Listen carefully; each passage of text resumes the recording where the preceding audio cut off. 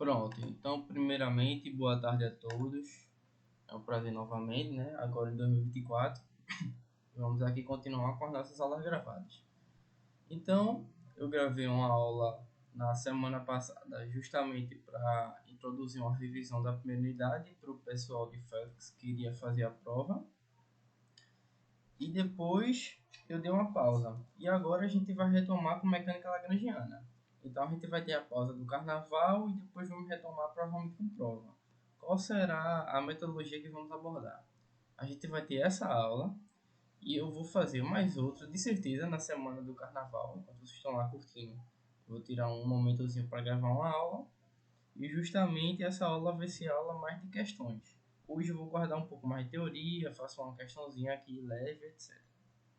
Tranquilo? E nessa outra aula vai ser só questão. Então eu vou botar questões um pouco mais complexas. Posso até dar um pouco de teoria se eu achar necessário, mas eu acredito que não. E se eu achar necessário e se sobrar tempo, eu faço uma terceira aula que eu estou planejando. Aí nessa aula vai ser com outras questões bem mais detalhadas e com muito mais foco na prova, ok?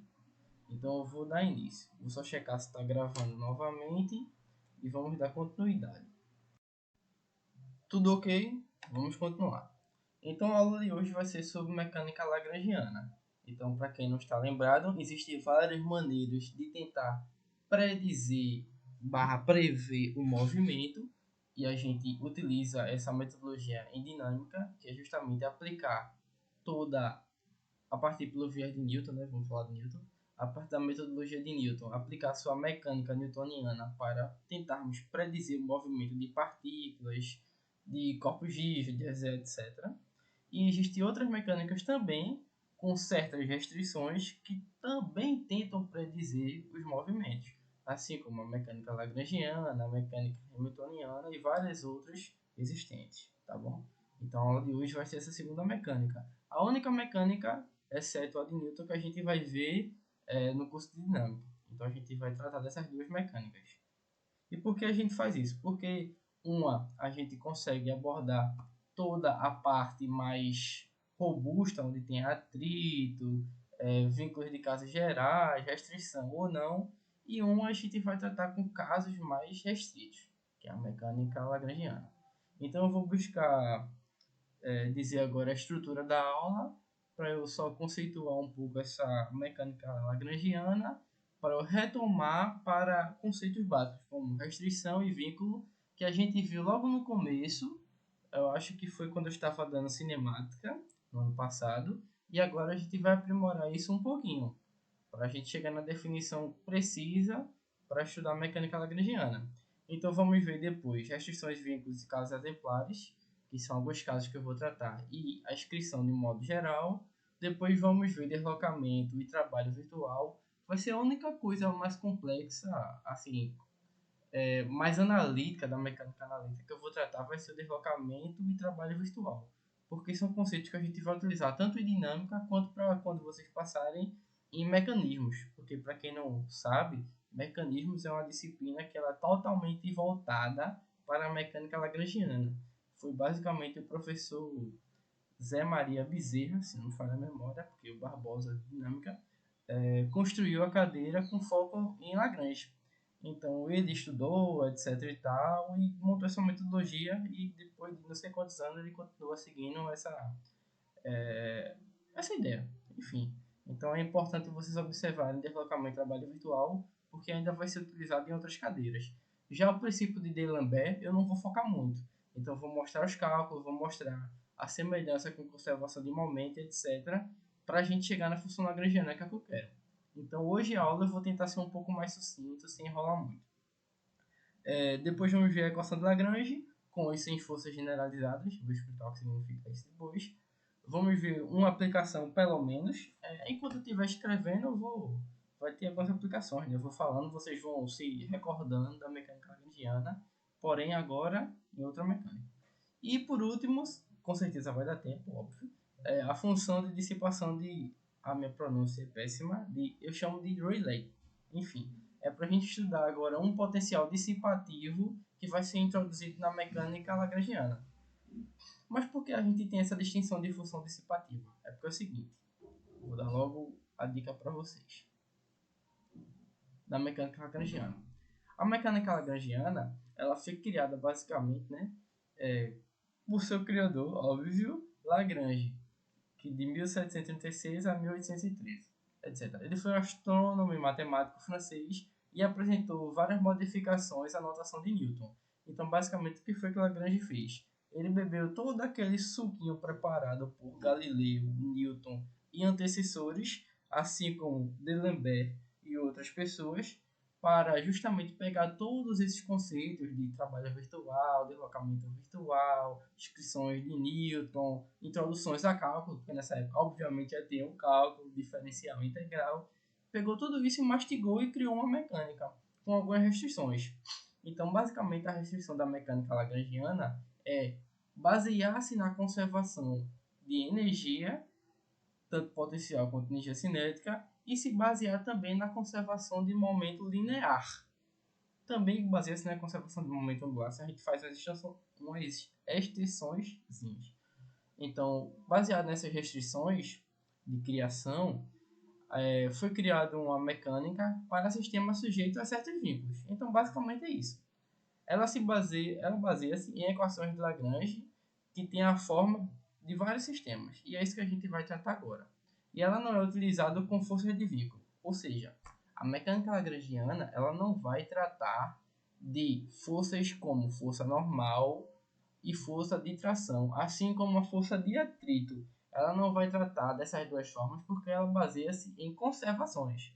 Então, alguns potenciais que têm como que eu vou dizer, uma robustez para dissipação, como aquele potencial de Euler que eu falei, consegue ser introduzido. Porém, uma força de atrito por si só, para eu introduzir um coeficiente de atrito, não consegue ser contido nessa mecânica, tá bom? Por isso que a gente tem essa mecânica para certas restrições, como eu até denotei aqui em cima, para sistemas sujeitos a certos vínculos. Tudo bem? Então vamos lá, agora eu vou voltar para o começo para a gente dar início essas definições iniciais. Então, basicamente, vamos ter definições iniciais da mecânica, cuja importância vai se basear no caráter geométrico. Ou seja, a gente primeiro vai ter que denotar vínculos que vão ser capazes de explicar o movimento das nossas partículas ou de corpo rígido, se a gente for tratar de corpo rígido com essa mecânica, enfim, para que a gente consiga descrever uma restrição de caráter cinemático para tratar do meu problema. Então, eu vou introduzir agora a teoria para vocês, para isso ser mastigado de maneira melhor. Então, vamos lá. Vínculos. O que são vínculos? Então, vínculo é um tipo de restrição. Então, vamos restringir o movimento de caráter geométrico e também cinemático. Isto é, vamos querer restringir a posição e a velocidade. E isso é antecedente dinâmico. Por que eu ressalto antecedente dinâmica?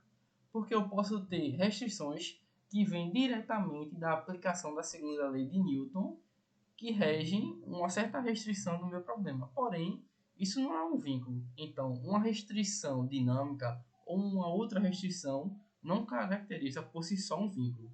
Para ele ser um vínculo, ele tem que ter a natureza geométrica e cinemática. Ele precisa ser uma restrição de posição, intrinsecamente, e, em alguns casos, uma restrição de velocidade. Beleza? Então, vamos ver um exemplo para ficar mais claro isso que eu estou querendo dizer. Então, exemplo 1. Uma partícula restrita a uma superfície imóvel. Então, vamos supor aqui uma superfície fixa, que eu chamo de superfície de S, e uma curva aqui meio aleatória, para justamente explicar o trajeto de uma partícula que está se deslocando nessa superfície. Então, eu coloquei aqui meu sistema de coordenadas cartesiano, x, y, z, posicionado dessa forma, e minha partícula pode ser observada por esse sistema de várias formas. Eu justamente pego aqui a minha origem e vou traçando aqui deslocamentos até essa partícula se movimentar ao longo desse trajeto. Ok, então eu posso montar uma equação de superfície que ela vai caracterizar o movimento dessa curva ao longo dessa superfície fixa, imóvel. Então eu trato dessa forma, uma função que depende de x, de y, de z, ela é equivalente a zero. Ok, e depende das coordenadas, porque ela justamente é em função de x, y, z. Então essa equação aqui, ó, ela é uma equação de vínculo. E Eita. E o movimento da partícula se baseia nessa equação, justamente para a superfície parada. Ok, interessante. Nada de anormal. Agora vamos estudar um outro caso. Vamos estudar um caso onde essa superfície se move. Eu até coloquei ela um pouco mais deslocada para frente. Então, o que acontece se essa superfície se movimentar? Vamos supor aqui que eu pegue um pano, ponha uma bola de gude e sacudo o pano. O que é que vai acontecer nessa bola? Se ela ainda estiver em contato com a superfície, ela vai se deslocar para cima e tentar se mover também horizontalmente. Ou melhor, perpendicularmente à direção da força que eu aplico. Enfim.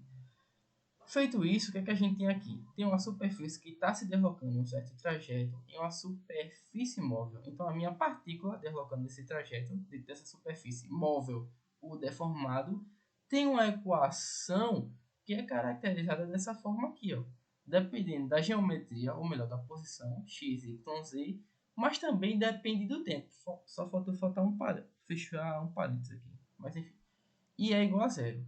Então, além de depender agora da própria geometria, ou melhor, da posição, que é um caráter cinemático, ela também depende do tempo. Por quê? Porque para cada instante de tempo t qualquer, essa curva vai ser distinta, ela vai ser modificada. Então, a posição que eu tinha em um tempo de 0 segundos pode ser totalmente diferente da posição que eu vou ter em 1 segundo, em 2 segundos, em 3 segundos.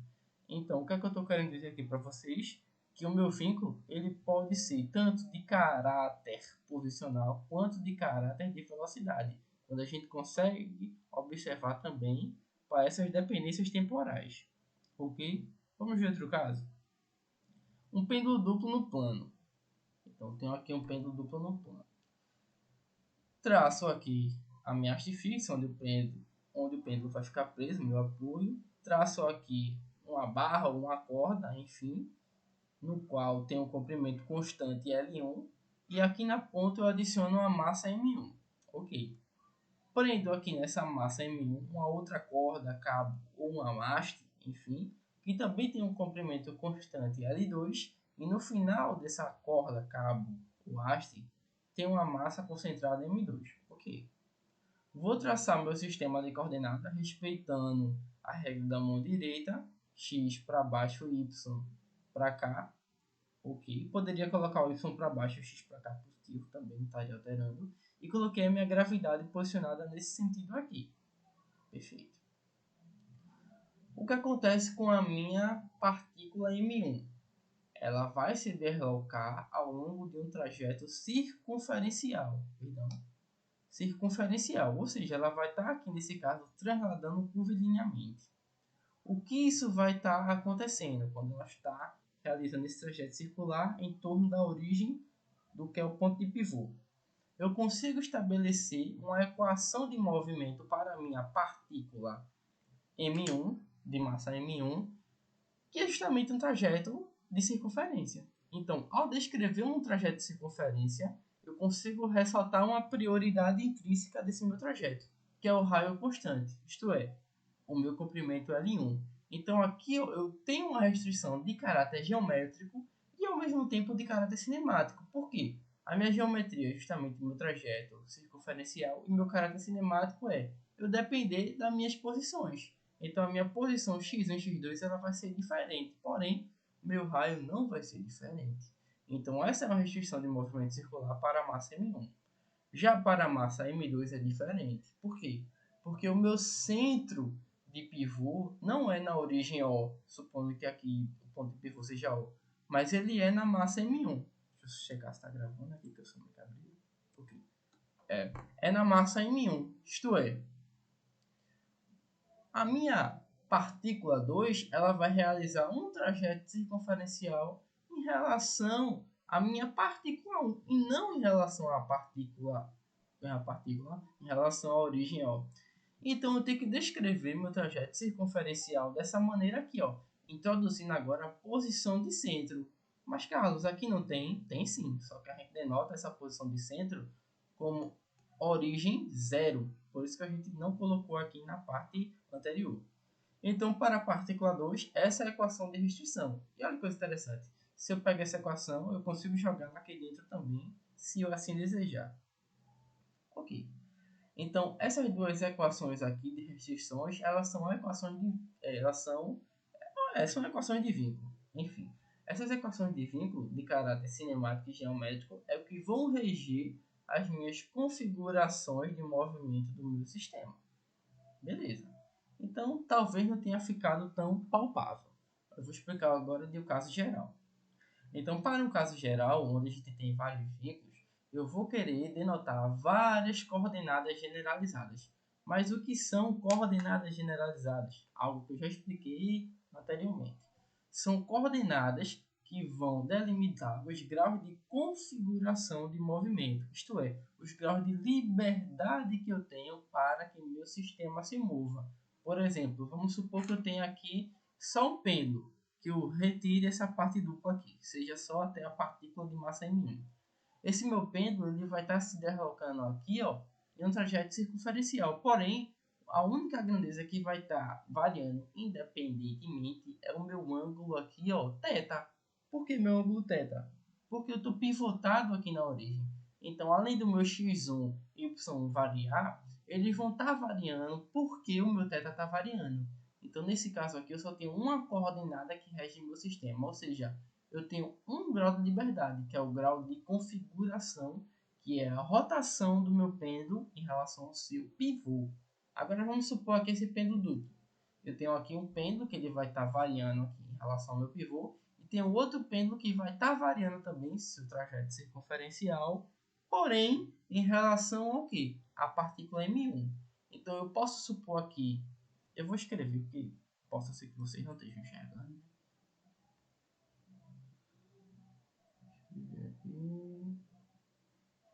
Esse aqui é meu sistema de coordenadas. Esse aqui é meu pêndulo. Pêndulo 1.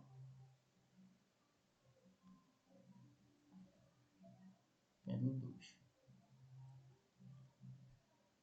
E M2. M1. Isso aqui eu não vou colocar para vocês nessa anotação, tá, minha gente? Porque eu deixei o material já tão bem perfeitinho. Não é necessário mandar o que eu escrevi aqui na mesa para vocês.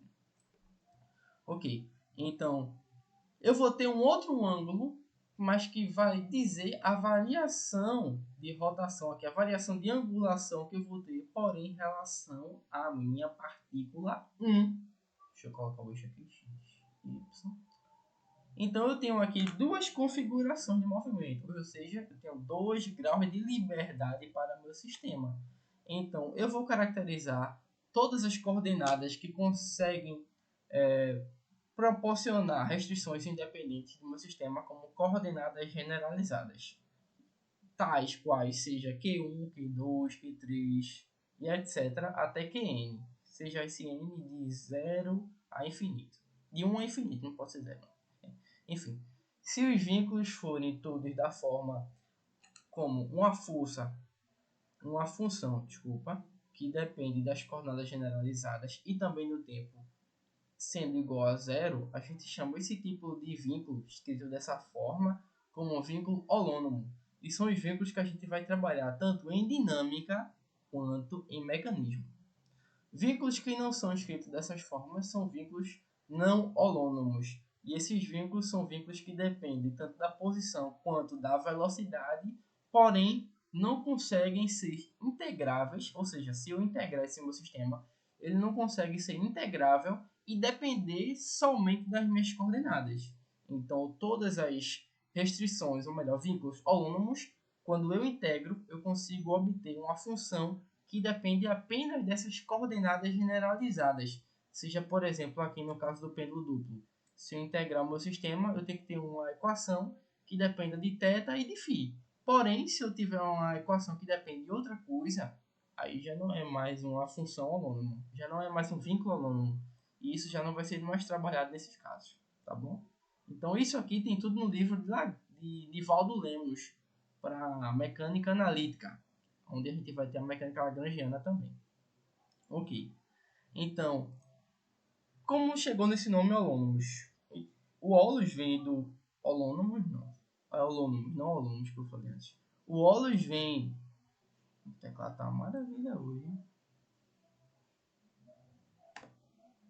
O holos vem justamente da palavra inteiro ou todo, e o nomos vem de lei ou regra. Então, juntando isso, forma uma regra integral, que é aquilo que eu disse. Ao integrar a minha equação, que eu obtenho a minha equação de movimento, eu tenho que ter uma função que depende das minhas coordenadas generalizadas. Beleza. Então, como eu mencionei aqui, ó, a minha coordenada generalizada com uma dependência do tempo, ela vai definir a configuração de movimento do meu sistema para cada tempo decorrido.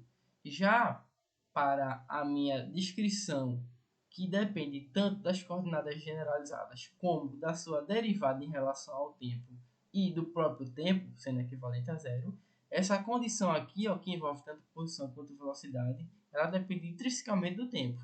Então, há casos que isso pode ser holônomo ou não. Então, tudo isso tem que ser observado. Porém, não se preocupe, que vocês não vão ter que ficar fazendo essas demonstrações. Senão, a gente vai ter que pegar uma equação, integrar, depois usar a regra de integrar derivadas cruzadas para observar se é um potencial, se não é, se a gente consegue ter essa função que depende de outra coisa, ou só dela mesma, etc. Então, isso tudo já vai estar mastigado para a gente. Eu só estou ressaltando para vocês verem que o negócio é bem mais sério do que a gente trata, tá bom? Eu chamei isso aqui de forma 2, só para quando não quiser escrever essa equação toda, eu simplificar. Vamos lá. Então, essa é a equação de forma 2, eu vou escrever ela aqui, porque eu tenho outra página.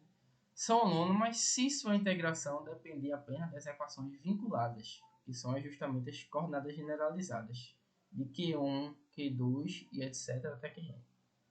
Vamos ver um exemplo para a gente conseguir observar isso direito. Vamos supor um cilindro que esteja rolando sem deslizar. Por exemplo, vamos supor um pneu sem estar numa pista molhada. Beleza. Então esse pneu, vou denotar uma origem, por exemplo, um poste no meio da rua. E a partir desse poste, meu carro vai se deslocar. Então eu vou observar o meu pneu aqui. Ok? Então, da origem barra poste até onde o meu pneu está, eu vou chamar de x, que é o meu deslocamento. Para quem ainda não está ciente de como a velocidade do pneu se comporta, eu fiz aqui um diagramazinho de como ela vai estar. Quando o pneu rola, a gente vai ter uma velocidade, que é justamente a velocidade da sua superfície, tendendo a sair da superfície. Chamamos isso de velocidade tangencial. Algo que a gente viu lá em cinemática, quando estávamos descrevendo coordenadas polares. Ok. Então, essas minhas velocidades tangente, elas vão estar apontando ao longo de toda a minha circunferência. Mas eu só denotei para baixo e para cima para ficar mais fácil a gente observar. Que eu não quero saber o que acontece ao lado de esquerdo e direito, não. Então, o que acontece também quando o meu disco, ou o cilindro, ou o meu pneu, né, como é o caso que eu estou observando agora, transladar. Por quê? Porque o meu pneu, quando ele está rolando, ele não só está rodando. O meu carro está saindo de lugar. Então, é uma rotação mais uma translação. É um deslocamento, nesse caso, horizontal, em relação ao meu X. Então, na minha translação, eu vou ter esse movimento aqui, ó. Todas as partículas estão indo para frente, no caso aqui para a direita. Então, quando eu junto todas essas descrições, tanto de movimento rotacional quanto de movimento translacional, eu tenho a descrição do movimento do meu pneu. Isto implica que, no ponto mais baixo de contato com o solo, eu tenho um pneu com velocidade zero. No centro do meu pneu, que é onde a gente chama de centro de massa, eu tenho uma velocidade do centro de massa igual à velocidade transversal. E na parte superior é o ponto que eu tenho mais velocidade, é o ponto que o meu pneu está mais rápido, digamos assim, que é onde eu tenho 2 vezes a velocidade do centro de massa. Então isso aqui é interessante a gente recordar. Beleza. Então, com base nessas definições aqui que eu já estou dando para vocês, a gente consegue observar o movimento do meu pneu. Ou seja, vou ficar com máscara amanhã. Ou seja, eu tenho uma coordenada que ela varia independentemente, que é a minha posição, e tenho outra coordenada que ela também varia independentemente da posição e de outras coisas, que é justamente a rotação do meu pneu, que é o meu ângulo θ. Então, esse meu ângulo θ ele vai estar variando independentemente, assim como a minha posição. Então, aqui ó, a gente já consegue denotar 2 graus de liberdade. Então, meu sistema ele tem duas configurações linearmente independente. Então você já lembra de geometria analítica aí se quiserem observar por essa perspectiva geométrica, ok? Então denotei aqui o que é velocidade, né? O que é x ponto, que é a velocidade centro de massa, θ ponto, que é a velocidade angular, que é só derivar o meu θ em relação ao tempo, o meu θ e o meu x, que são as posições. Posição transversal, que é justamente o objeto que está trasladando, que é o meu pneu, barra cilindro, e o meu posição angular, que é justamente o meu θ. Ok. Meu vínculo nesse caso vai ser de caráter de velocidade. Eu vou descrever uma condição para ele não deslizar. Isto é, a velocidade no canto inferior, no canto mais baixo, como eu ressaltei a vocês, ela é zero. Isto é, x ponto é igual a r θ ponto. Ou seja, a velocidade do centro de massa é igual ao raio multiplicado por ômega, ou velocidade angular. Se eu pego isso aqui e passo para a esquerda, eu fico com zero no lado direito. Então eu tenho aqui meu vínculo que nesse caso é holônomo, ok? Não preciso provar para vocês que é holônomo. Quando eu estou descrevendo dessa maneira aqui, ele é holônomo. É só vocês integrar aqui, ó. Se eu integro isso aqui, eu obtenho uma equação que só vai depender puramente de x e de θ, não vai depender de outra coisa. Mesmo tendo um raio aqui, porque o raio é constante, né? Então, se eu integro isso aqui, eu passo isso aqui para a direita como está. Integro dos dois lados, eu vou obter x e θ. Ok? Ok.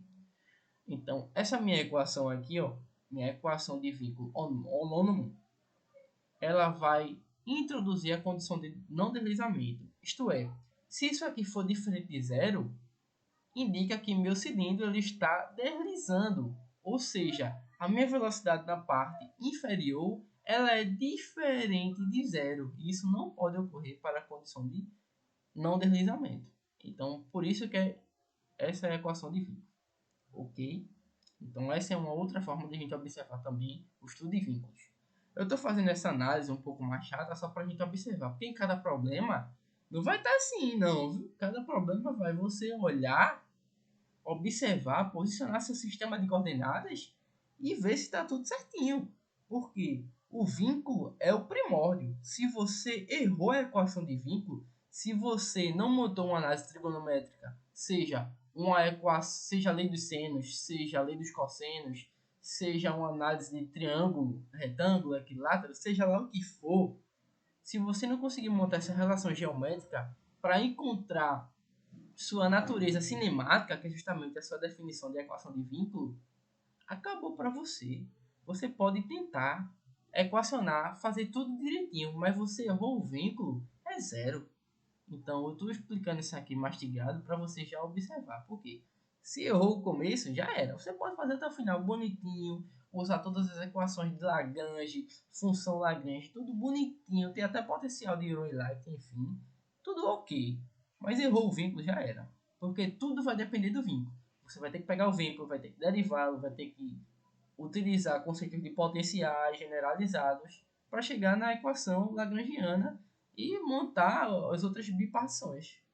E você vai errar. Então, por isso que eu estou mastigando desse jeito aqui, mais rústico do meu jeito, para vocês conseguirem ter a base suficiente para quando estiverem lá estudando, eita, não, tem que montar aqui minha natureza geométrica direitinho, porque senão eu vou dançar. Eu já estou explicando isso aí. Vamos agora supor outro movimento aqui. Um caso de moeda deslizando sobre plano sem deslizamento. Então eu tenho uma moedinha, jogo ela numa mesa, por exemplo, ela vai lá rodando sem deslizar. Então eu consigo agora montar uma equação de vínculo que também se baseia na primeira, ou seja, aqui é x ponto, que é igual ao raio multiplicado pela velocidade angular, assim como aqui na primeira. Porém, a gente tem que ter uma noção interessante, que é o quê?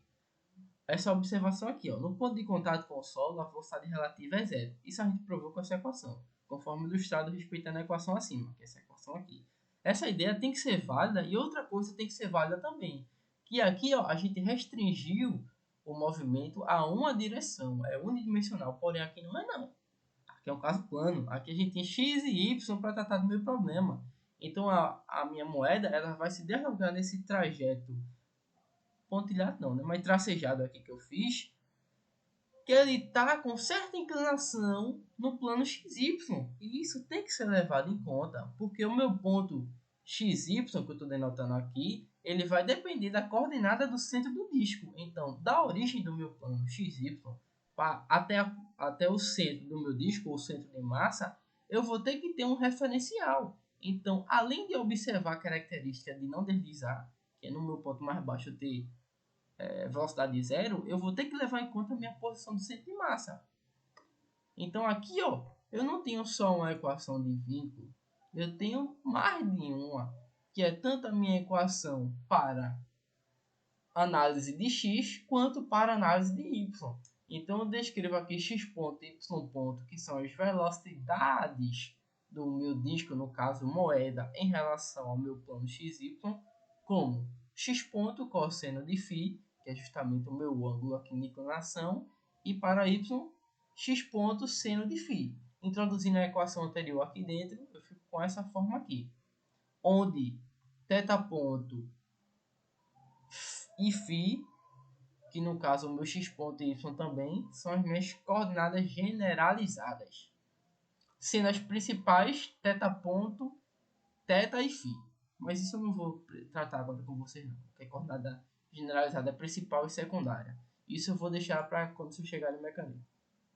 Beleza. Então tá aqui as minhas equações de vínculo, são duas. Tanto uma para x e uma para y. Ok.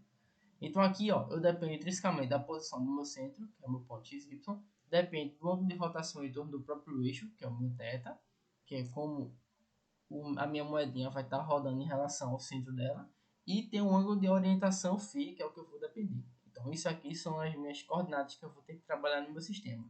Então se eu... O que eu fiz aqui? Não sei o que foi que eu fiz. Olha, essa gravação parou. Não, tá ok.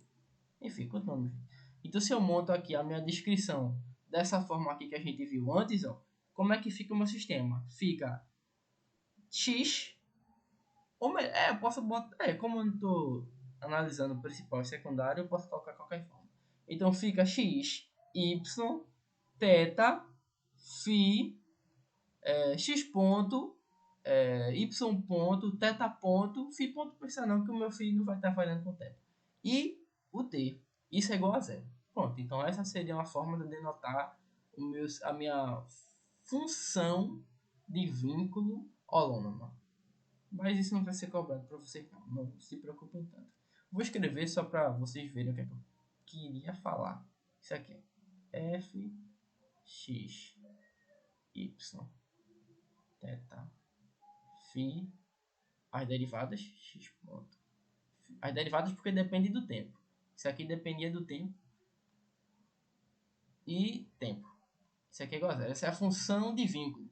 E isso foi traduzido para aquela equação x ponto, y ponto, blá blá blá, igual a zero. Isso aqui é isso aqui. Isto é, isso aqui. Pronto. Observação. Se não for possível descrever, ou melhor, integrar as equações de vínculo com respeito à posição e velocidade, escrevendo funções que dependem intrinsecamente das coordenadas iguais a zero, a forma 2 não é holônoma, ou seja, não é integrável. Aí eu denotei até aquela integral que eu falei antes, aqui, ó, só para vocês observarem. Então, deve existir uma função f tal que a minha função de vínculo, x, y, θ, φ, t, eu só não botei x ponto, y ponto, θ ponto aqui, seja o que? A derivada de f em relação ao tempo é igual a zero. Então, se isso não for respeitado, não é uma função holônoma. Isso acontece várias vezes também. Mas a gente, em geral, não estuda esses casos.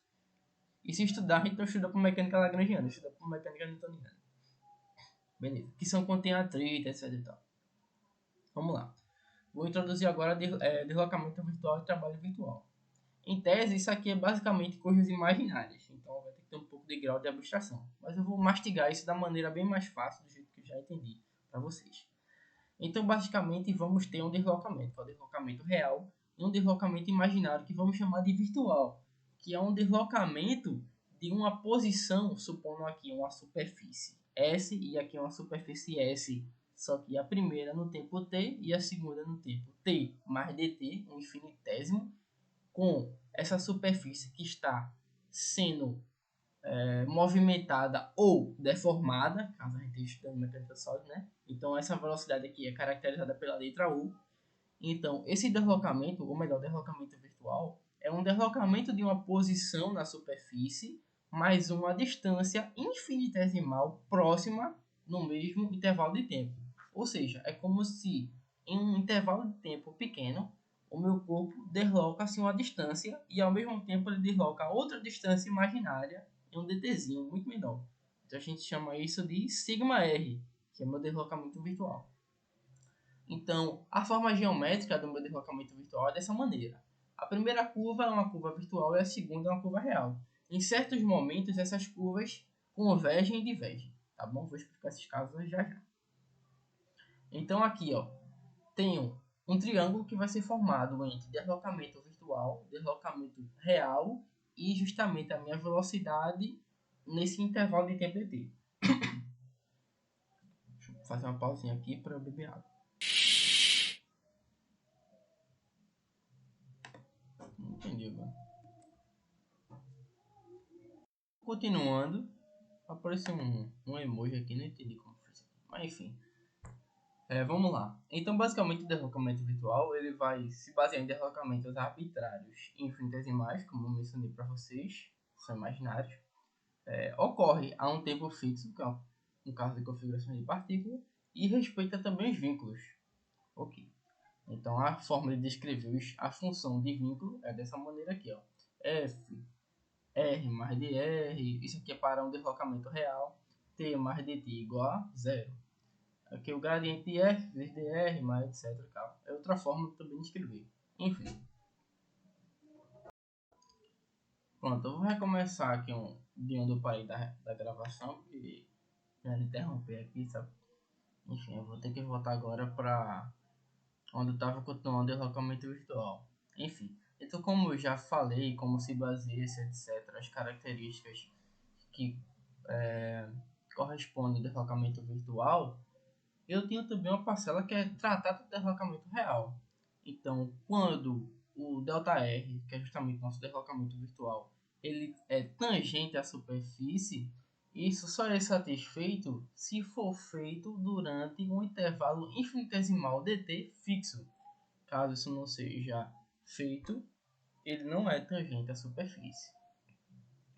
E se a superfície estiver fixa, mas não mais móvel ou deformada, como eu tracei aqui com a velocidade U, a gente tem o caso onde σr é igual a dr. Ou seja, quando a minha superfície está parada, ela não está se movendo, ou mesmo quando ela está parada e não está se deformando, eu tenho o caso onde o meu deslocamento virtual e o real eles são equivalentes. Então, esse é o caso onde não é necessário aplicar a condição de deslocamento real.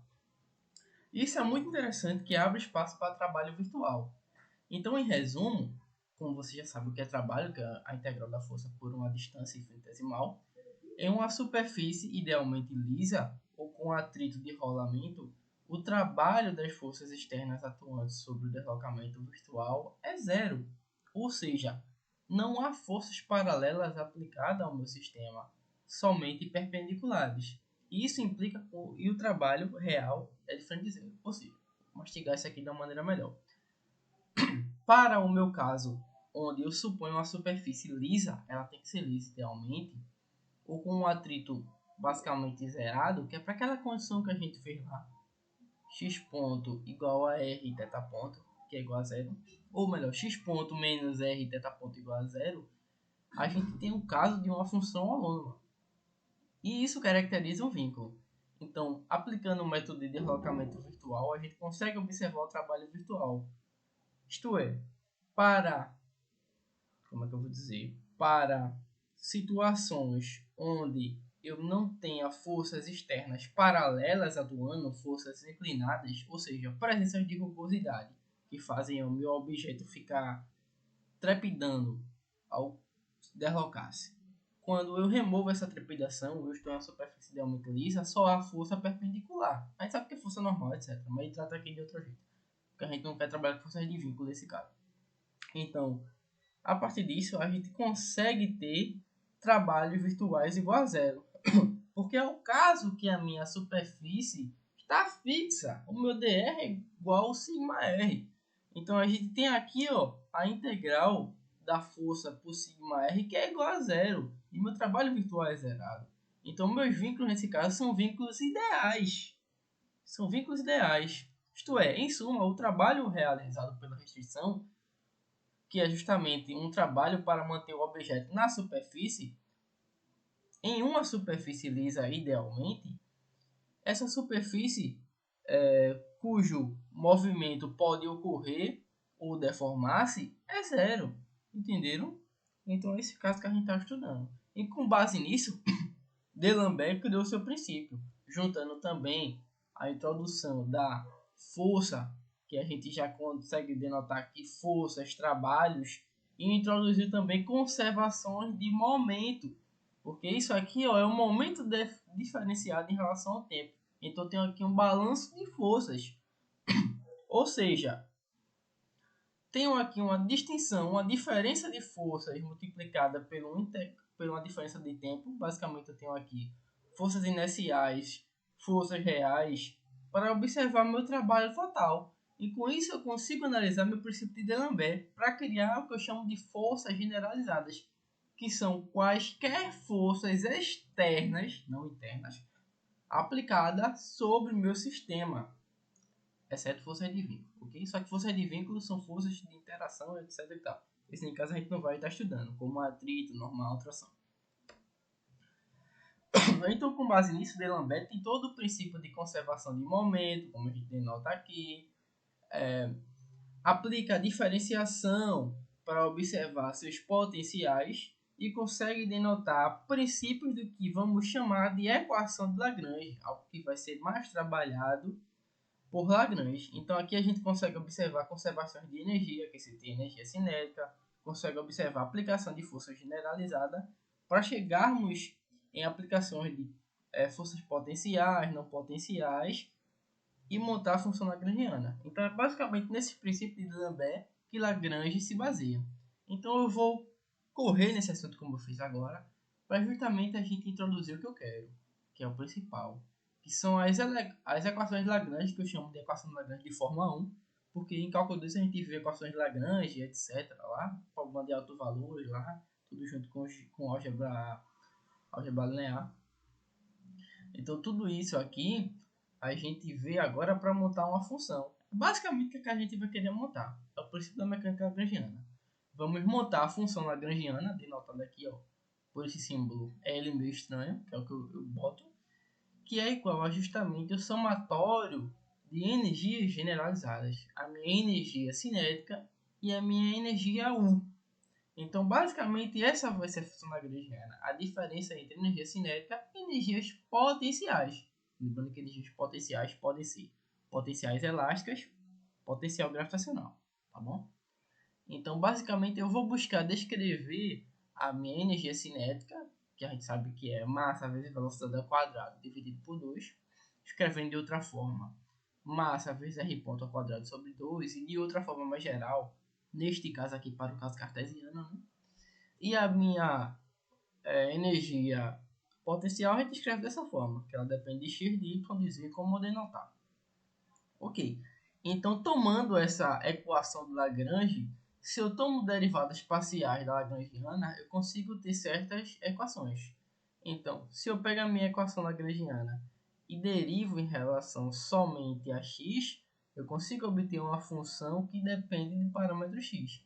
Se eu pego a minha função lagrangiana e derivo, ou melhor, derivo parcialmente em relação a x ponto, que é o que? A minha coordenada generalizada diferenciada em relação ao tempo, que esse x aqui não é o x do plano cartesiano, não, tá? Esse x aqui eu chamo de coordenada generalizada. Eu deveria ter botado um q, mas eu botei x. Essa é uma notação antiga, eu não estava afim de reescrever tudo. Então, continuando. Se eu pego essa minha função generalizada e diferencio em relação à minha coordenada generalizada diferenciada em relação ao tempo, que é o meu x ponto, eu obtenho uma relação que tanto depende da energia cinética, como antes depende da potencial, mas agora é cinética, que ela justamente vai ser o meu momento linear. Olha que coisa interessante. Então isso aqui a gente vai estar tudo contido no meu sistema. Vamos supor que eu tenho meu sistema e quero obter minha força generalizada. Pego minha função lagrangiana e diferencio a minha coordenada generalizada. Então eu obtenho a minha força com respeito àquela coordenada generalizada. Quero o meu momento linear generalizado com respeito àquela minha coordenada. Pego a minha função lagrangiana e diferencio em relação à coordenada generalizada derivada em relação ao tempo, que é o meu x ponto. E obtenho o meu momento linear em relação àquela coordenada. E assim respectivamente para quaisquer coordenadas generalizadas. Ok. Então, dando continuidade, eu consigo montar o que a gente obtém de balanço. Então, aplicando basicamente aqui, ó, os conceitos de Newton, porque como eu disse a vocês, a mecânica lagrangiana se baseia na conservação de energia de momento linear, respectivamente Newton. Então, com isso, a gente consegue obter o que chamamos de função, ou melhor, equação de Lagrange, ou equação de Euler-Lagrange, que é com respeito a isso aqui. Isto é, se eu derivo a minha função lagrangiana em relação à minha coordenada generalizada e eu igualo isso com a derivada em relação ao tempo da minha função lagrangiana, derivada em relação à minha coordenada generalizada, que foi diferenciada em relação ao tempo, eu tenho basicamente um equilíbrio de forças. Isto é, do lado esquerdo eu tenho força, e aqui eu tenho um momento linear que foi derivado em relação ao tempo, ou seja, uma outra força. Então a F em relação à coordenada x é igual a P ponto em relação à minha coordenada x. Basicamente, obter a segunda lei de Newton indiretamente, né? Então, você nota que tudo está interligado. Então, para quaisquer coordenadas generalizadas, ou melhor, para qualquer coordenada, a gente tem uma função lagrangiana que depende intrinsecamente dessas coordenadas. Falta só um tzinho, vou botar aqui o tzinho aqui no final, mas enfim. E eu consigo denotar a minha função, ou melhor, a minha equação de Euler-Lagrange, a partir da minha função lagrangiana, onde eu tenho a dependência do tempo, ou da posição, velocidade e, respectivamente, o tempo que deveria estar aqui. Eu coloquei aqui no lado significado, só para quem esquecer. Isso aqui é a componente generalizada da força, a componente generalizada do momento linear. E eu monto aqui a minha equação geral de Euler-Lagrange, onde a primeira parcela à esquerda é justamente meu momento linear, que vai ser derivado em relação ao tempo, isto é, uma força. Na parcela mais à direita aqui, que vem negativando, eu tenho uma força generalizada, que eu pego a minha força lagrangiana e divido em relação à minha coordenada generalizada, que é I. Nesse caso eu botei até o Qzinho. E igualo isso à força generalizada, isto é, agora eu vou explicar melhor. O meu momento linear diferenciado em relação ao tempo, isto é, uma força, menos a minha força generalizada, é equivalente ao somatório de forças generalizadas aplicadas no meu sistema, sendo essas forças externas. Então vamos supor que eu tenho um carro que tem alguém empurrando esse carro. Então eu posso pegar essa força da pessoa empurrando e adicionar como uma força generalizada. E pego essa força e coloco aqui nesse lado dessa equação, com um Fzinho, uma incógnita. Se eu tiver um número, eu posso botar um número também. E ao lado esquerdo, passei demais, ao lado esquerdo, é justamente a minha representação que eu vou obter ao analisar a energia cinética do meu sistema, a energia potencial do meu sistema e fazer as devidas derivações. Basicamente isso. Eu resumi basicamente mecânica lagrangiana para vocês só nesses dois PDFzinhos aqui, nessas duas páginas aqui. É isso tudo que vocês têm que observar. Claro, se baseando no que eu falei de vínculo, etc e tal. Porque se vocês sabem botar o vínculo, já era. A função lagrangiana de vocês vai para as cucuias. Chegar até aqui é um pouco de sacrifício. E ainda tem que passar por aqui. Eu coloquei uma frase aqui, né? Só para explicar o que é vínculo, para ressaltar, porque caso alguém esqueça. Então vamos lá. Vamos observar agora aqui um ponto que vai ser observado por um sistema tal que vai estar variando em um trajeto circunferencial. Isto é, tem um ponto e ele vai estar realizando um trajeto circunferencial. Quero obter a minha força, por exemplo, a minha força radial e a minha força transversal. Como eu faço isso? A gente está acostumado a pegar deixa eu botar aqui no Microsoft. A gente está acostumado a pegar o quê? Descer aqui um pouquinho. A pegar aqui meu sistema pôr em coordenadas polares,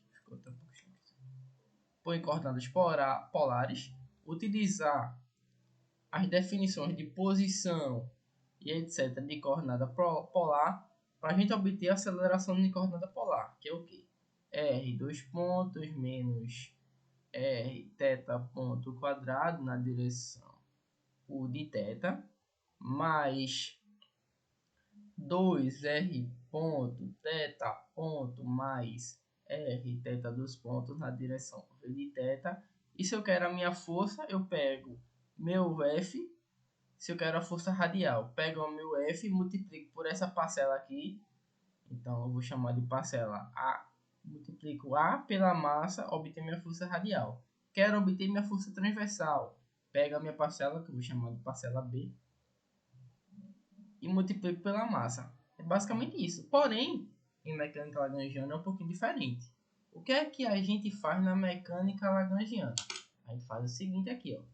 Descrevo a minha função, que eu sei que ela vai depender do raio, que é a minha coordenada. Vai depender de φ, que é uma coordenada que vai estar variando.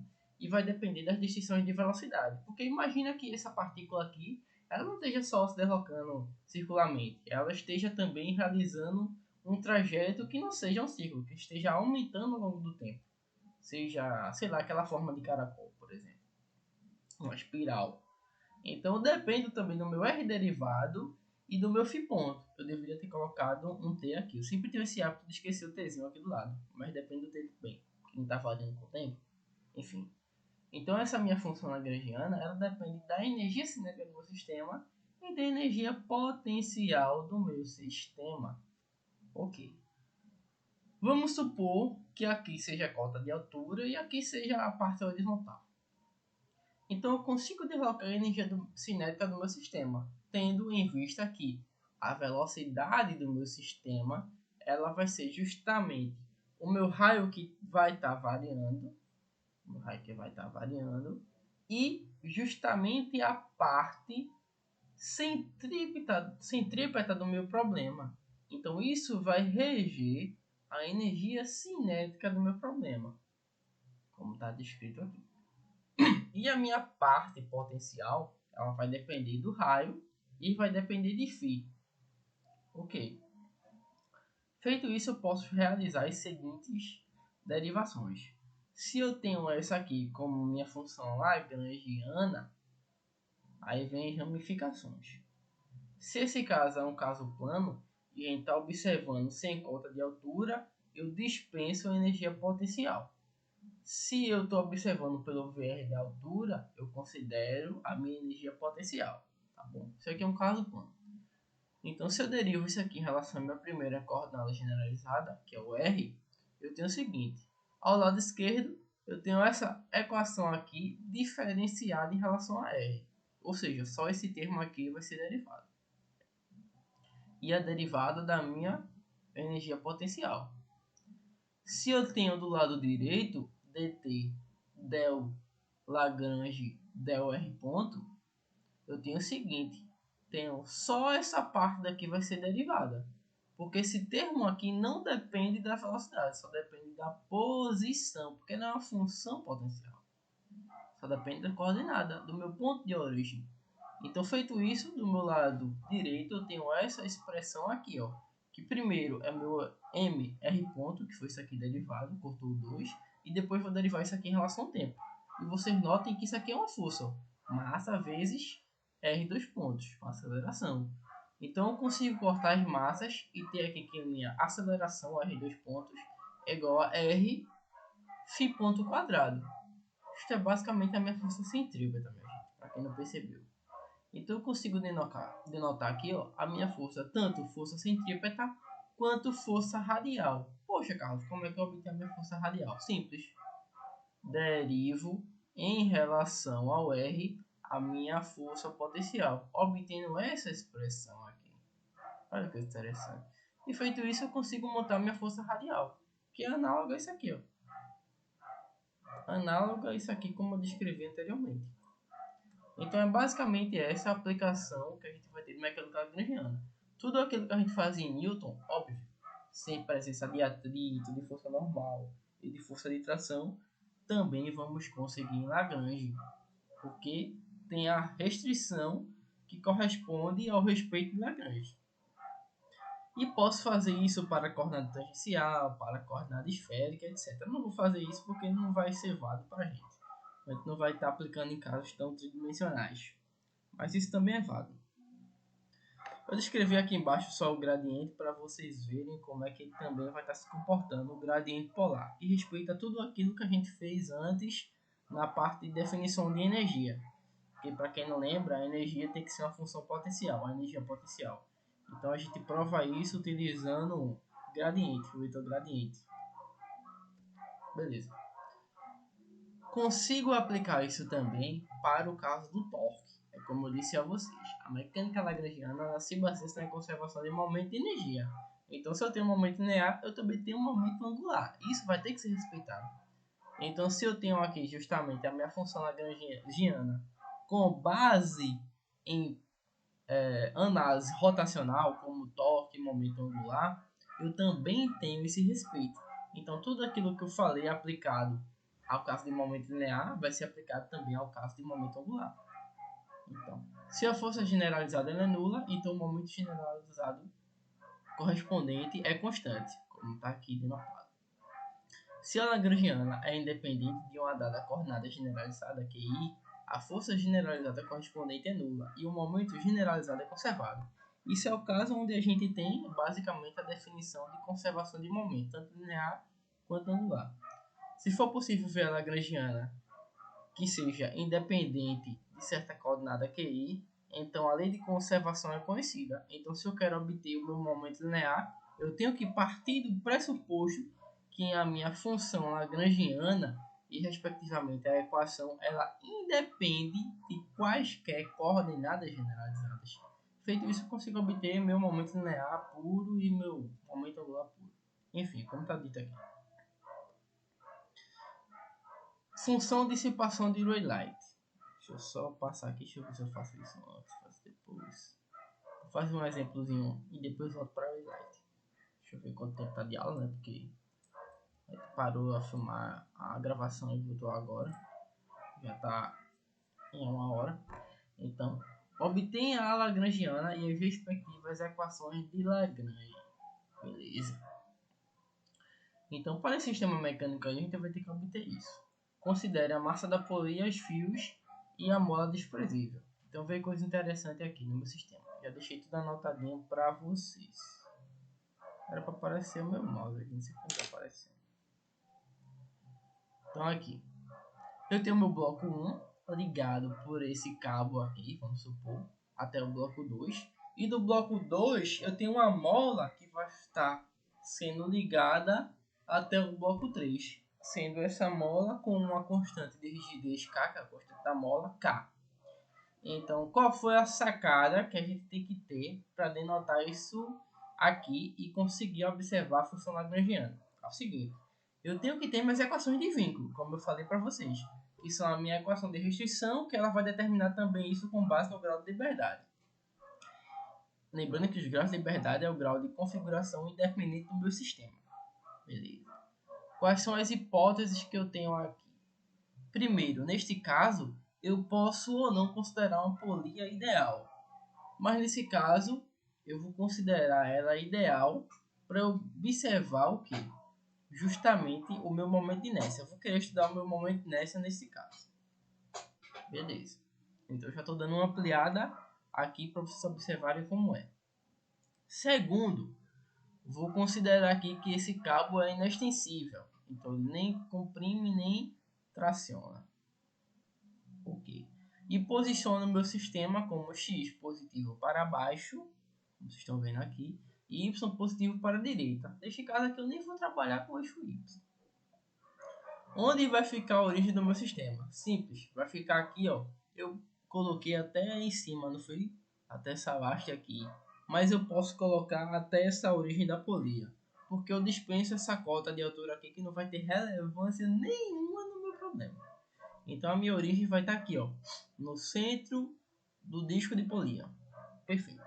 Então desse centro do disco, supondo que aqui é uma linha imaginária tracejada, eu vou ter o que? uma cota x1, uma cota x2, que vai até o bloco 2, e uma cota x3. Feito isso, eu consigo montar certas equações. Por quê? Primeiro, o meu x1 ele vai se mover com certo caráter. O meu x2 ele vai se mover com certo caráter.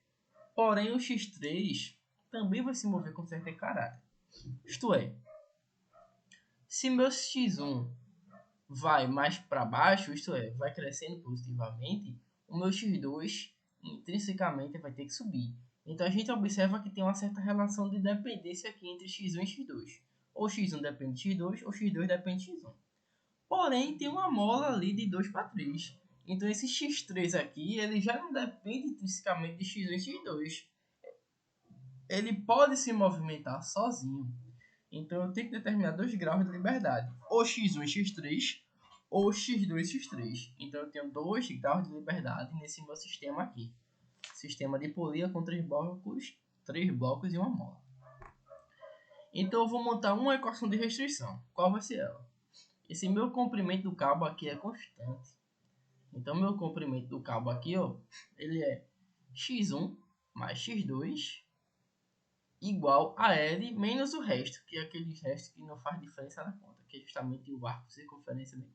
Metade do arco circunferência.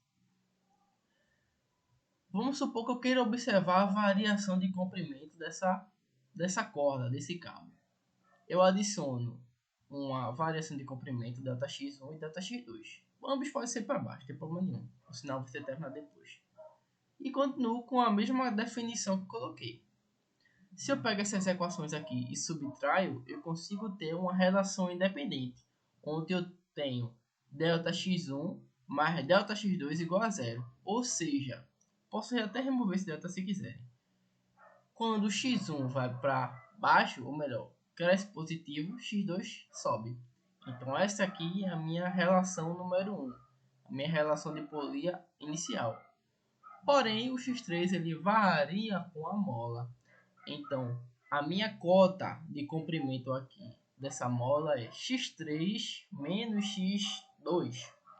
Então, x3 menos x2 é igual a um delta, o comprimento de mola que vai estar variando.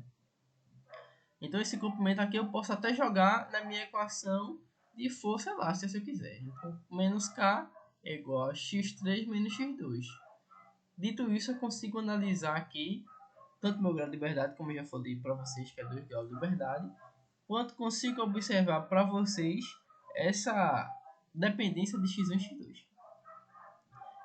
Feito essas minhas equações de vínculo, que é essa equação daqui e esta equação daqui, ou melhor, essa daqui de baixo se eu quiser, eu passo para a segunda fase, que é o que? Análise de energia cinética e análise de energia potencial, elástica e gravitacional, se eu assim tiver. Eu não botei o Gzinho aqui não, tá? Mas a gente tem o G. Vamos lá. A minha energia cinética aqui em Lagrange a gente pode notar pela letra Q, ou vocês botam a letra que vocês quiserem. Um K, um S, um com C embaixo, cabe a vocês. Mas tem que dizer o que significa. O professor não ficar com dúvida. Então a minha energia cinética ela vai ser a energia de todos os blocos contidos no meu problema. Bloco 1, bloco 2, bloco 3. Então aqui eu tenho o seguinte caso. Eu tenho a energia cinética do bloco 1, que ela é a massa de 1 vezes x1 ponto ao quadrado sobre 2, mais o meu momento de inércia 1, θ ponto ao quadrado sobre 2. Tenho a minha massa do bloco 2 sobre 2 multiplicada pela velocidade ao quadrado, mais o momento de inércia respectivo, e assim respectivamente para x3. Agora eu vou fazer as devidas configurações. Configuração 1. Eu tenho a seguinte dependência. Deixa eu só confirmar uma coisinha aqui. Eu botei x2. Quero eliminar x1. Então eu vou escrever x1 como menos x2, como está descrito aqui embaixo. Porém, ele vai estar elevado ao quadrado, então o sinal some. Outra coisa, meus blocos, eu implico que eles não estão rotacionando. Então eu elimino isso, isso e isso, ficando só com esse termo, este termo e este termo daqui. Porém, esse e esse vão estar somados, porque eu acabei de fazer uma dependência com x2. Isto é, m1x2 ponto ao quadrado sobre 2 mais m2 sobre 2 x2 ponto ao quadrado. Isso aqui vai ser simplificado nessa equação. E o 3, que é independente, vai estar aqui. Então pronto. Apliquei de modo geral e apliquei de modo particular, que é considerando as equações de restrições. E se eu tivesse errado as equações de restrição, Carlos? E aí, como é que seria? Você tava dançando já, porque isso aqui já estaria errado. Eita, passei demais. Isso aqui já teria errado. Então, se está errado, já era. Então, isso tem que ser considerado também. Vamos para a parte agora de energias potenciais. No meu sistema tem uma mola. Então, tem uma energia potencial da mola, que é a potencial elástica. E tem uma gravidade também. Então, tem uma energia potencial gravitacional. Perfeito. Eu não botei o símbolo de gravidade, mas já é notável para onde ela está. Observe que eu botei o G aqui desse jeito. O G está tendendo para cima. Então a gente descreve a energia potencial gravitacional sempre aumentando desta forma aqui. Perfeito. Porque o meu G está apontando para cima, não para baixo, tá, mas gente? Se o meu G estivesse apontando para baixo, isso aqui seria negativo. Como já é notado disso quando vocês observam que a gravidade ela depende do ponto de origem. Se a minha origem é abaixo, a gravidade tem que tender para baixo. Se a minha origem é em cima, a gravidade tem que tender para cima. Beleza. Eu vou denotar agora a energia potencial gravitacional do bloco 1, 2 e 3. Assim como a energia potencial elástica, que é kx² sobre 2. Tá aqui o meu x. Ó. Justamente, meu x3 menos x2, que era igual àquele delta. Esse delta é o comprimento da mola. E agora isso passa para o lado de cá. Então fica aqui, ó, x3 menos x2 menos L é justamente a minha equação de vínculo 2, ou seja, é a minha deformação da mola. Agora eu tenho que fazer as devidas simplificações. Isso aqui eu jogo para depender de x2. E isso aqui eu carrego até o final. Então vou lá. O menos já é da fórmula, tá, meu gente? Para quem não percebeu, a função lagrangiana ela tem um negativo. Cadê o negativo dela? Tá aqui, o negativo, que é justamente para tratar do negativo da energia potencial. Então aqui, ó, T menos U.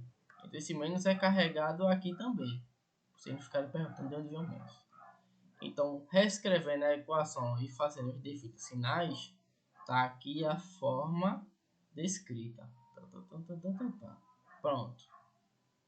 Feito isso, vou jogar na equação da Lagrange, que é essa aqui, ó. A lagrangiana é com a energia cinética menos energia potencial, ou melhor, energias potenciais. Feito isso, eu vou pegar aquela equação e boto isso somado com isso daqui, ó. Pronto, montei a minha equação. Agora eu quero obter, vamos supor que eu queira obter as minhas equações de movimento. Então eu vou ter que aplicar a equação de Euler-Newton, que é o que a gente chama de equação de Lagrange, que é essa equação daqui, ó. Mas vamos observar meu problema. Tem alguma força aplicada ao meu problema? Força externa? Não, não tem nenhuma força em 1, nem 2, nem 3, nem nada. Então, a minha força generalizada, que vem do lado direito, é 0. Então, não tenho forças generalizadas. 2. Quantos graus de liberdade eu tenho? Eu tenho x2 e x3. x3 que varia independentemente que a mola, x2 que eu botei para ser independente de x1. Perfeito. Então, se eu tenho 2 graus de liberdade, eu tenho que ter duas equações dessa. Uma para x2, como estão vendo aqui, e uma para x3, como estão vendo aqui. Então, se eu tenho uma força generalizada U, vamos supor aqui que eu tenho uma força no bloco 1 de U. Então, essa força vai ter que estar tanto nessa primeira equação tanto quanto na outra. Tá bom? Só lembrando desse detalhe. Feito isso, agora eu vou ter que pegar essa equação genérica e aplicar agora. Então, primeiro, eu vou pegar a função lagrangiana, que é isso aqui mais isso aqui, derivar em relação a x2 e depois derivar em relação a x2 ponto, para depois diferenciar em relação ao tempo, como estou vendo aqui.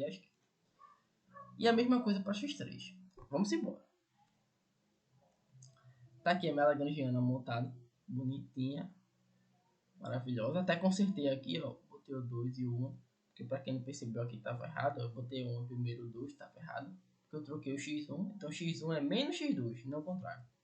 Mas enfim, feito isso, o que foi que eu fiz? Vou pegar a minha função lagrangiana e vou diferenciar. Vou diferenciar em relação a x2 pontos, como vai ficar. Então, diferenciando em relação a x2 pontos, vou tirar isso daqui e vou tirar a outra parcela. Tá aqui como ficou. Pegando agora e diferenciando em relação ao tempo, eu tenho somente isso daqui. Então vejam que eu tenho agora uma equação geral que vai ser diferenciada. Tenho uma equação aqui que é um momento generalizado, tá aqui. E esse momento derivado em relação ao tempo, obtive uma força generalizada para x2. Beleza? Notem que o menos subiu, tá, gente? Agora vamos lá. Vou derivar em relação a x3. Fiz a mesma derivação em relação a x3. E depois, para o caso do x3 pontos, está aqui também. Feito isso, vou igualar nessa equação aqui, ó. Lado esquerdo igual a zero. Lado esquerdo igual a zero. E peguei e deixei isolado dessa maneira aqui. Então, obtive a EDO1 e a EDO2. A EDO1 com base em x3 e o que ficou dependente de x2. E a EDO2 que foi para x3, derivando de x3, que ainda ficou com o termo de x2. Então, vejam que essas equações, embora sejam equações de movimento, que são equações diferenciais ordinárias, com base em x2 e x3, ainda tem dependências entre si. Então, o que eu tenho que fazer para retirar essas dependências? Tem que integrar. Então, basicamente, a minha integral ela vai ter que depender tanto de x3 e de x2. Então, isso aí vai ter que ser integração numérica, ou se vocês quiserem, pode aplicar a transformada de Laplace. Aplica a transformada de Laplace, monta uma função transferência para quem é de controle. Dessa função transferência, a gente reescreve ela para aplicar a Laplace inversa. Da Laplace inversa, a gente volta para o domínio do tempo. Isto é, pego essa função, tá dessa forma, a equação diferencial, aplico transformada de Laplace, do modo analítico. Vou para o domínio complexo, que é o que a gente chama de função transferência, em engenharia de controle. Dessa função transferência, a gente aplica a transformada de Laplace inversa para pegar o domínio complexo e retomar para o domínio temporal. Então, feito isso, a gente consegue encontrar uma equação para x2, x2 pontos, etc. E tal. Vamos observar uma coisa interessante.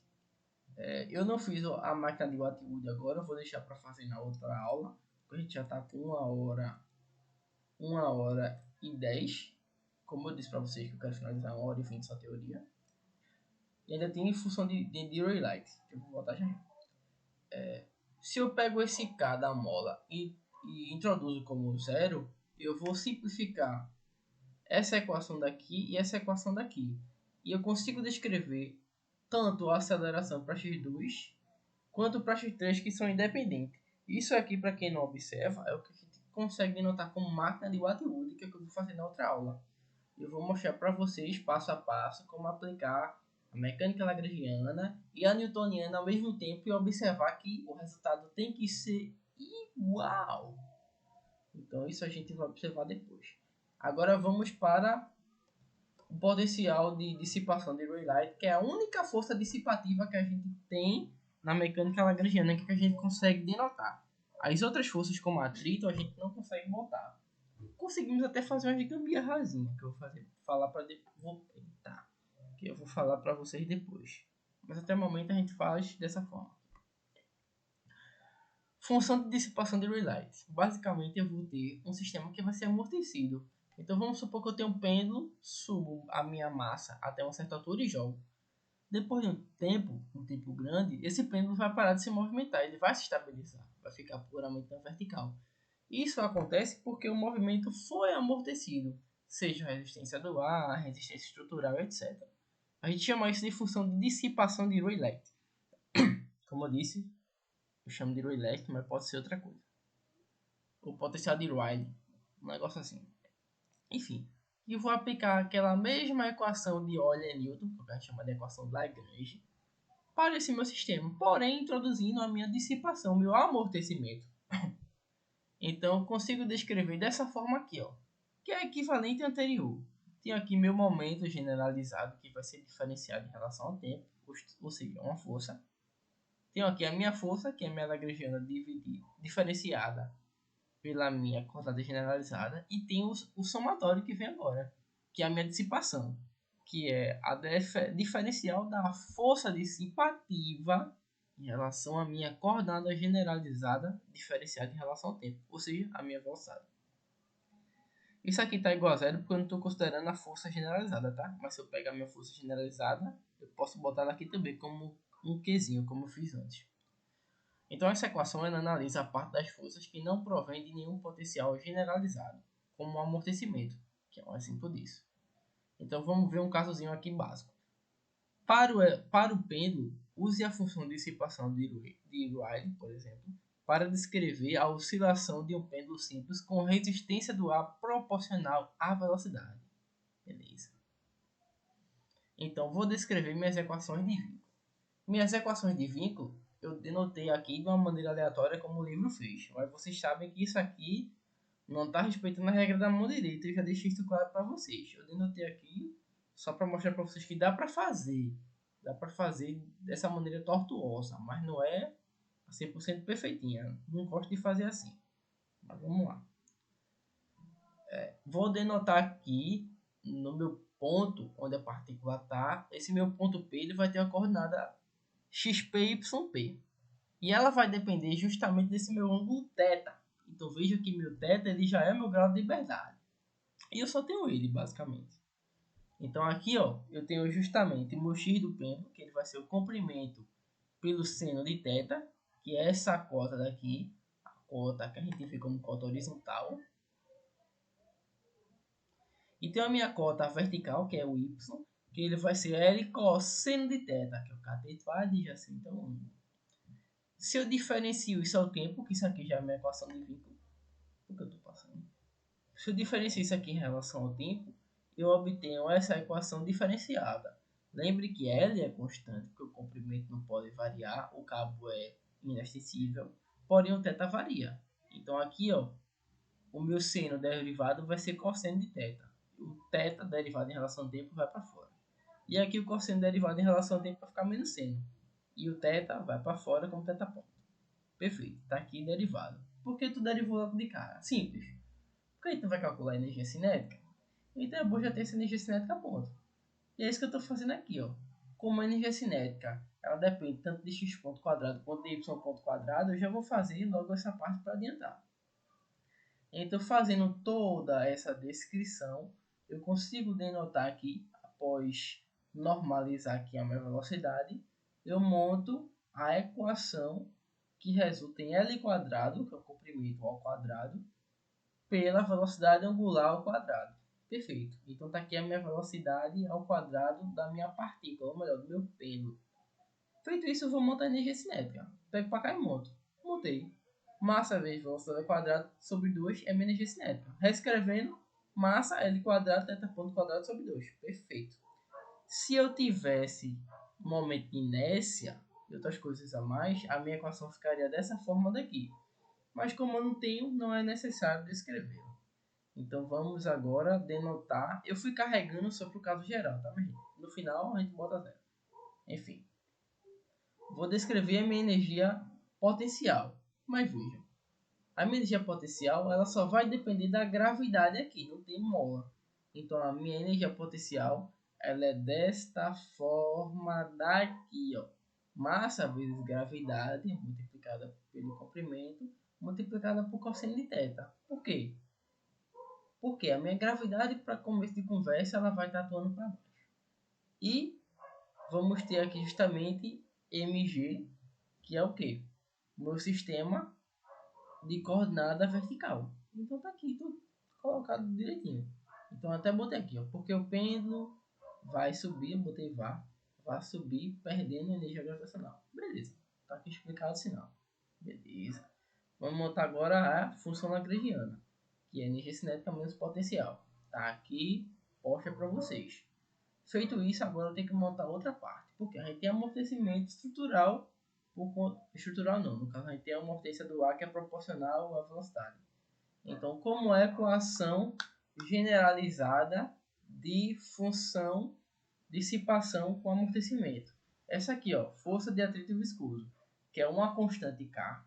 A gente bota de C, mas nesse caso eu botei um Kzinho, mas geralmente é um C, sobre 2 multiplicado pela velocidade ao quadrado. Essa é a função que vocês vão ter que carregar também na prova. Então, o que é a minha velocidade ao quadrado? L quadrado multiplicado pela velocidade angular ao quadrado, como está aqui. Pronto, montei a minha função de amortecimento. Agora eu vou aplicar a equação de Euler-Lagrange. Lagrange foi de lascar. A equação de Euler-Lagrange de forma geral. A língua tá parecendo estar presa hoje. Enfim. Então, de um lado aqui, desse caso, eu tenho o meu momento linear, tenho aqui a minha força e tenho aqui a minha força dissipativa. E isso é igual à força generalizada. Como eu não tenho nenhuma força externa aplicada ao meu sistema, eu tenho que isso aqui é igual a zero. Feito isso, eu vou fazer os devidos ajustes. Fazendo os devidos ajustes, vou diferenciar a minha função lagrangiana em relação às coordenadas generalizadas. Eu só tinha o θ, que é a única coordenada independente. Então, só vou fazer uma função de Lagrange para derivar parcialmente para uma equação de Euler-Lagrange. Perfeito. Fazendo isso, eu tenho essa descrição aqui, ó. Linda, bela e maravilhosa.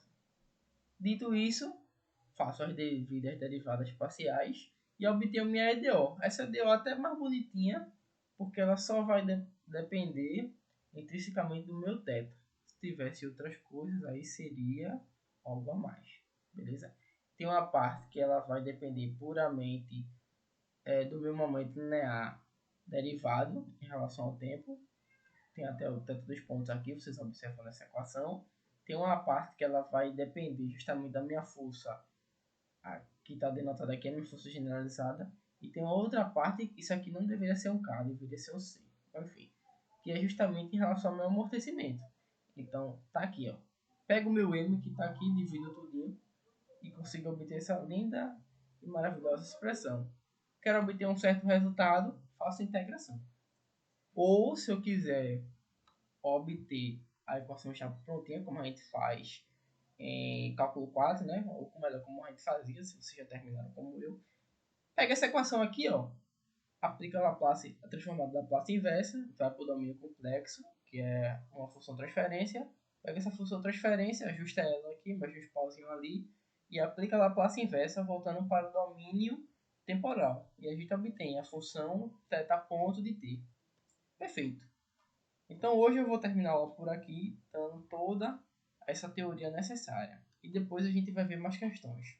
Então, como a aula ficou bipartida, eu vou ter que editar agora no software ela para juntar a aula e publicar para vocês no YouTube. Talvez não saia mais de 8 horas, talvez saia um pouco mais tarde, saia 9 horas, porque o tempo de edição no site é muito grande e eu realmente não entendo por que eu tenho que esperar 2 horas para um vídeo que não é nem de 2 horas de duração.